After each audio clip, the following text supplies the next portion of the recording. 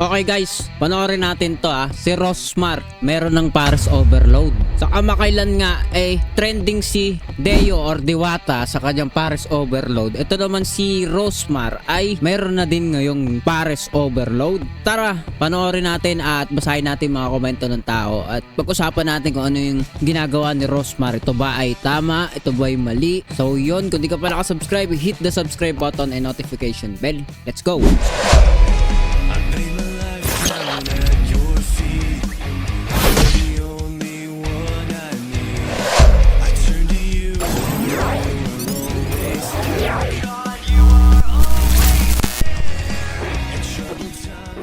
So yun guys, bago tayo magsalita o kung ano man ang sasabihin, ay panoorin natin yung video at basahin natin mga comments ng tao dito sa post na to. So itong page na to or account, hindi ko sure kung official ba to, pero puro kay Rosmar. And meron tong 53k follower. If I'm not mistaken, sa TikTok account niya is million po yung followers niya. Correct me if I'm wrong, pero dito ay 53k lang. Panoorin na natin.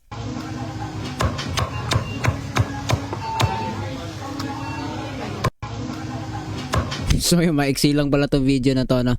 Yung una inisip ko baka kamukha lang ni Rosmar to, pero mukhang legit na totoo nga kasi sinearch natin, talagang pinag-uusapan siya. At sabi nga dito sa comment section, no? Sabi dito ng isa ay, remind ko lang po, every one of us here on earth, we are all different and God created us uniquely. So if God given us the knowledge and wisdom, use it for His glory and inspire all. That we can do it also. Don't allow hatred in your heart and wag tayo maingit sa iba. So that if we receive blessings, magagawa din natin mag-share ng blessing sa iba. We can share love, blessing, and knowledge to everyone too. And that knowledge is not comes from your own but to our mighty God who created us. If we can see other growing into a business, what they have, be happy.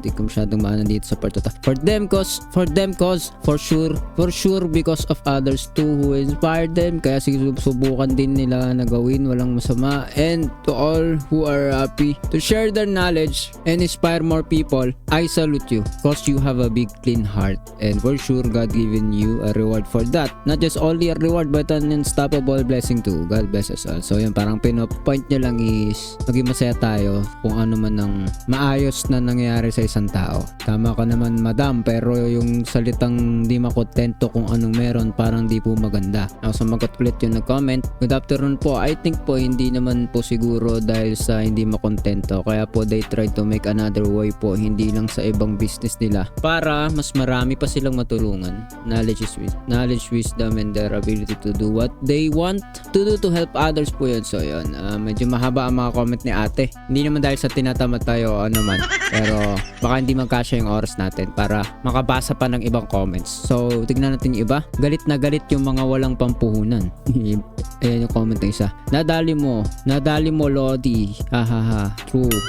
10k yaw. At may mga inggit ka mo sa katawan. Correct. May tama ka. Tama. Nadali mo. So madami sa kanyang nag-agree. And isa dito ay comedy picture meme. So, tama.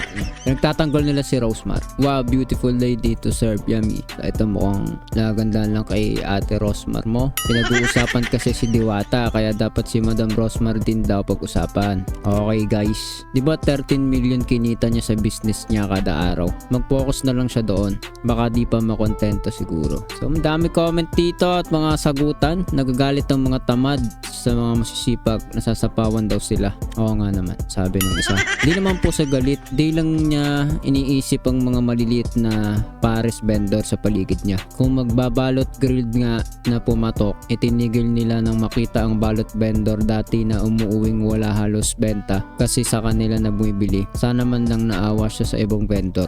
Pagiging makatao na lang para sa mahirap. Consideration kasi limpak-limpak naman na ang pera niya. Isipin mo din yung mga tauhan niya na sinasauran niya. So ayan mga sagutan nila dito, no? Kasi nga naman, di ba, si Rosmar ay sumunod kay Deo o Diwata sa Paris overload. So di ko maintindihan, pero malinaw naman na may pinagkakaiba ang mga punto ng mga tao. Ang hindi ko maintindihan sa part na to, bakit kailangan ninyo magtalo-talo sa ganitong bagay? Siguro nga kasi mahilig tayo sa labanan, mahilig tayo sa kampihan. Gusto natin may taya, gusto natin natin merong lugi o merong angat, ayaw natin ng pantay-pantay. Siguro ganun nga yung nagiging natural ng tao, natural mindset o tekada ng isipan, no? Pero pag-usapan natin ang tatlong katanungan na pwede nating maisip dyan. Una, tama ba ang ginawa ni Rosmar? Kung ako tatanungin, legally, oo. Kung gumaya siya, morally, maybe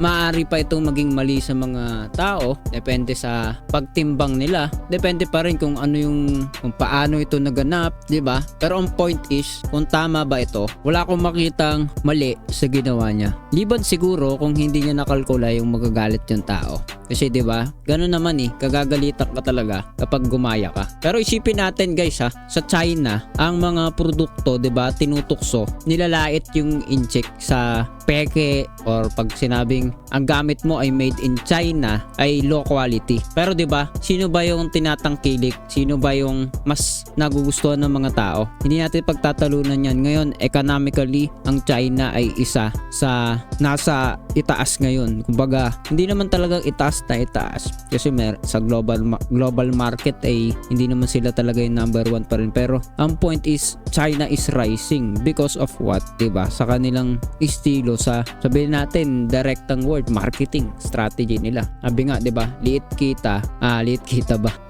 tubo, malaki kita. Di ko alam, nalimutan ko yung word na ano. So yun, maliit lang yung tubo nila, pero dahil diliitan lang nila yung tubo nila, yung presyo nila sa demand ng tao is tatangkilikin sila. Dahil 'di ba, saan ka pa kung ikaw yung consumer at kailangan mo ng item, gusto mo nito, gusto mo niyan, pero ang mahal sa mga quality products or manufacturer na original, syempre ang tao ang tendency bumili sa mas mura. Subukan at sinusubukan nila at makikita nila okay din naman. Depende sa pangailangan, depende sa mindset mo na rin. Pero 'di ba, maraming ginaya yung China, maraming kinokopya, maraming iba pang mga bagay na ganoon. Pero 'di ba, hindi mo masabi na mali sila o ano pa man kasi legally hindi sila mabutasan basta-basta doon kasi dumadaan din naman sa proseso yung kanilang mga produkto, serbisyo at iba pa. Gayon din naman ito kay Rosmar, 'di ba? Naniniwala ako legal naman to siguro yung ginagawa niya, rehistrado at ang kasisiraan lang siguro sa kanya ng mga tao ay yung may nauna sa kanyang sumikat. Pero ang pares ba ay invento ba ni Deo? 'Di ba, hindi rin naman. At yung pangalan siguro pa kung rehistrado nga may overload din. Baka kung parehong may overload ay talagang morally baka magka-problema. Pero 'di ba, sino ba may alam ng pangalan nung paresan ni Rosmar ngayon? So baka naman pa-trending lang din talaga tong content niya na to dahil alam niya itong maraming mga marites dito sa comment section at pag-uusapan nga gaya ng sinasabi ng iba, siya'y mapapansin na naman, trying hard copycat, sabi nga dito ng isa. Alam niya maraming magre-react, baka mamaya humiram lang siya dyan or ano man ng kasangkapan, pero di naman siya nagbebenta talaga. Hindi natin alam, hindi ko alam. Pero kung alam ninyo, comment down below. Pero nag-exist man to o hindi yung paresan ni Rosmar, nasa inyo na yung kung paano nyo titimbangin. Kung gaya-gaya siya, kung wala sa originality, huwag mo siyang tangkilikin, nasa iyo yun. Desisyon ng tao yun, 'di ba? Pero hindi natin mapipilit yung batas, hindi natin mapipilit ang individual na hindi gawin yung gusto nila, hindi gawin yung nakasaad sa sistema. Kung siya'y pumapasok naman sa sistema at legal siya, wala tayong masasabi dun. So kung ang tanong natin tama ba ginawa ni Rosmar, nasa iyong paninimbang yan. Pero sa akin, wala tayong masabi na masama tong ginagawa niya. Pero kung sinasadya niyang magpapansin sa tao at manginis, mangasar dun syempre sa mga supporter ni Deo o Diwata, baka merong mali.